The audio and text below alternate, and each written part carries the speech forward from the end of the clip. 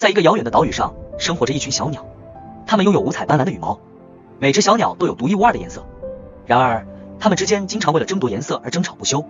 一天，一只智慧的老鸟飞到了这个岛屿上，它告诉小鸟们一个道理：颜色并不是评判价值的唯一标准。老鸟鼓励小鸟们相互尊重和合作，共同创造美丽的音乐。小鸟们渐渐明白，彼此的颜色虽然各不相同，但合作时却能形成和谐的乐章。从此以后，它们不再为颜色争吵，而是用音乐传递友爱和团结的力量。岛屿上的生活变得更加美好。